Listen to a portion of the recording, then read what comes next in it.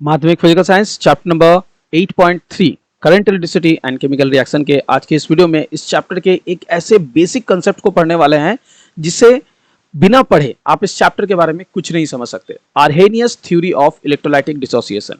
Basically electrolytic dissociation में Arrhenius ने अपनी थ्योरी दी थी, जो थ्योरी ऐसी कह सकते हैं कि ऐसा बेस क्रिएट करता है जिसके बेसिस पर आपको इलेक्ट्रोलाइसिस पूरी तरीके से समझ में आएगी। अब तक तो हम लोगों ने बस ये जाना है कि कुछ केमिकल्स कुछ कंपाउंड्स ऐसे होते हैं जिनमें कैपेसिटी होती है इलेक्ट्रिक करंट को पास करवाने की अंडर सर्टेन कंडीशंस।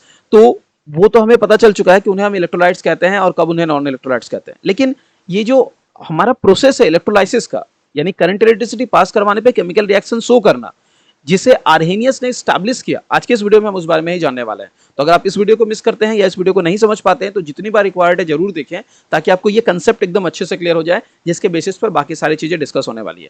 तो चलिए आज का वीडियो स्टार्ट करते हैं, डिस्कस करते हैं Arrhenius theory of electrolytic dissociation.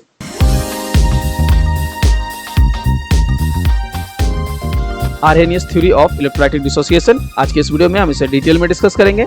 चलिए हम लोग चलते हैं अपने स्क्रीन पर। यह है वो कंटेंट जो हम लोग पढ़ने वाले हैं, Arrhenius theory of electrolytic dissociation. Arrhenius ने 1887 में एक कंसेप्ट हमें बताया, जहां पर उन्होंने हमें ये एक्सप्लेन किया कि ये बेसिकली जो इलेक्ट्रोलाइसिस का प्रोसेस है ये होता कैसे है। तो आर्हेनियस के 1887 की ये जो थ्योरी है वो कुछ हमें एक्सप्लेन करके बताती है कि कैसे ये टोटल प्रोसेस हो रहा है। चलिए एक करके देखते हैं।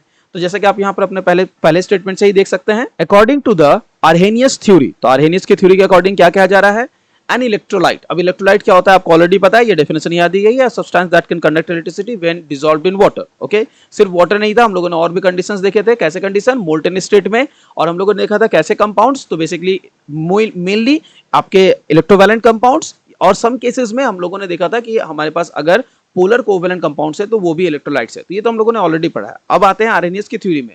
When an electrolyte is dissolved in water it dissociates into positively and negatively charged ions।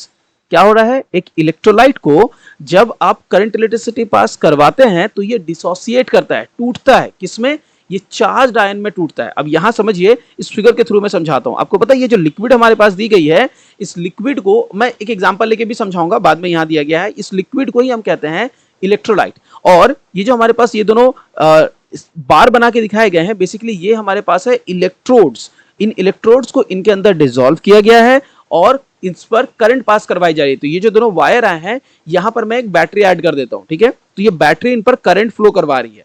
तो बैटरी जब इनमें करंट फ्लो करवाती है तो ये करंट जाता है इस इलेक्ट्रोलाइटिक सॉल्यूशन पे। अब ये ब्रेक होगा, क्या करेगा, ये खुद ब्रेक होके दो पार्ट बनाएगा। यहां पर कुछ वो पॉजिटिव आयंस बनाएगा और कुछ नेगेटिव आयंस बनाएगा, ठीक है। ये जो कंसेप्ट है यही हमें आर्हेनियस समझा रहे हैं। उनका कहना है कि ये डिसोसिएट होता है into positively and negatively charged ions.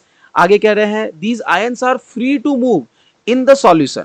Okay, अब ये जो आयंस हमारे पास फॉर्म हो रहे हैं, ये सारे आयंस फ्रीली मूव कर सकते हैं। यहां पर ये फ्रीली मूव कर सकते हैं, इसके अंदर में इनका मोशन हमेशा चलते रहेगा। आगे क्या कह रहे हैं, चलिए देखते हैं। When electrodes, that is a metal rod. Electrodes क्या होते हैं, इलेक्ट्रोड्स बेसिकली होते हैं मेटल रॉड्स, ओके। और प्लेट्स, यहां पर जैसे हम लोग एग्जांपल में प्लेट दिया गया है, आप रॉड भी इस्तेमाल कर सकते हैं। Are inserted into the solution and connected to a battery. अब देख सकते हैं मैंने वही किया है, जब उनको मैंने सॉल्यूशन के अंदर में इंसर्ट किया है और उनको मैंने बैटरी से कनेक्ट किया गया है, तो बैटरी का बड़ा टर्मिनल ऑलवेज पॉजिटिव होता है, छोटा टर्मिनल नेगेटिव होता है। ये याद रखना जरूरी है। क्यों, चलिए बताता हूं। Are connected to a battery and electric current, as you can see an electric potential is created। तो जैसे ही ये करेंगे हम, यहां पर एक इलेक्ट्रिक पोटेंशियल क्रिएट हो जाएगा between them. The positive electrode termed as anode. यहां पर एक इलेक्ट्रोड को कहा गया है पॉजिटिव इलेक्ट्रोड। पॉजिटिव इलेक्ट्रोड कौन सा है हमारा, जो है पॉजिटिव टर्मिनल से कनेक्टेड। तो यहां पर ये जो हमारा ब्राउन कलर वाला है, ये हमारा बन गया एनोड। इसे हम क्या कहेंगे, एनोड। ये कंसेप्ट याद रखिएगा, ये कंसेप्ट हम लोग प्रोसेस ऑफ इलेक्ट्रोलाइसिस के दौरान फिर से पढ़ेंगे। तो एनोड क्या है, एनोड है हमारा ये ब्राउन कलर वाला प्लेट जिसे हम लोगों ने बैटरी के पॉजिटिव टर्मिनल से ऐड किया है।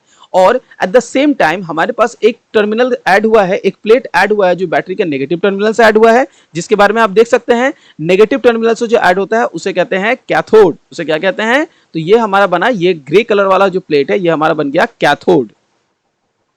कंसेप्ट अब तक क्लियर हो चुका है। तो हम लोगों ने क्या देखा, हमारे पास इलेक्ट्रोलाइटिक सॉल्यूशन है। इलेक्ट्रोलाइटिक सॉल्यूशन को जैसे आप करंट इलेक्ट्रिसिटी पास करवाते हैं, ये डिसोसिएट होता है into some positive ions and negative ions. अब आपको पता है इन पॉजिटिव आयंस और नेगेटिव आयंस का भी नाम है। आप लोगों ने यहां नोटिस किया होगा कि जो पॉजिटिव इलेक्ट्रोड्स है they attract the negative ions. Positive electrodes के बारे में क्या कहा जा रहा है कि वो किसे अट्रैक्ट करते हैं, वो अट्रैक्ट करते हैं नेगेटिव आयंस को, जिन्हें हम एनायंस कहते हैं। तो यहां जितने भी नेगेटिव आयंस है इन्हें हम कहते हैं एनायंस, और जितने भी पॉजिटिव आयंस है इन्हें हम कहते हैं कैटायंस। ओके, अब याद रखिए anode which is positively charged, positive connected to the positive terminal, वो एनायंस को अट्रैक्ट करेगा, यानी पॉजिटिव की तरफ में नेगेटिव जाएगा, और नेगेटिव टर्मिनल यानी कैथोड की तरफ में जाएगा, क्योंकि वो बैटरी के नेगेटिव टर्मिनल से कनेक्टेड है कैथोड, वो पॉजिटिव चार्जेस को यानी कैटायंस को अपनी तरफ अट्रैक्ट करेगा। याद रखना सिंपल है, एनायंस ए से स्टार्ट होता है, एनोड एनायंस ए से स्टार्ट होता है, एनोड ए से स्टार्ट होता है, यानी ए को अट्रैक्ट करेगा, सी को अट्रैक्ट करेगा, एनोड एनायंस को अट्रैक्ट करेगा, कैटायंस कैथोड को अट्रैक्ट करेगा। याद रखिएगा ये पूरा कंसेप्ट। तो यहां पर बेसिकली ये जो आयन का कंसेप्ट है ये उन्होंने एस्टैब्लिश किया और हमें ये समझाया कि आयंस, मूवेबल आयंस जो है वही है रिस्पॉन्सिबल इस टोटल प्रोसेस के पीछे, पूरे टोटल इलेक्ट्रोलाइसिस प्रोसेस के पीछे। अगर ये आयंस जनरेट ना हो तो किसी भी हाल में बिना इन आयंस के ये इलेक्ट्रोलाइटिक डिसोसिएशन पॉसिबल है ही नहीं। तो आई होप कि आपको ये पूरा प्रोसेस समझ आ गया होगा।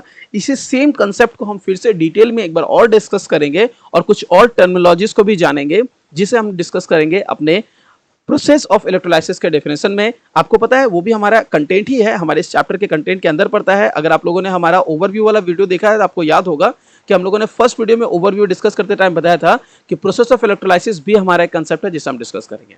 तो आज का कंसेप्ट था Arrhenius theory of electrolytic dissociation. I hope clear हो गया है। अगले वीडियो में मिलेंगे स्ट्रॉन्ग और वीक इलेक्ट्रोलाइट्स के बारे में डिस्कस करते हुए अंडर द आर्टिकल 8.3.3। ये आर्टिकल लगभग 2-3 वीडियोस को कवर करेगा, क्योंकि स्ट्रॉन्ग इलेक्ट्रोलाइट्स, वीक इलेक्ट्रोलाइट्स और उनका कंपैरिजन सब कुछ बताना है। तो मिलते हैं अगले वीडियो में। Till then do take care everyone.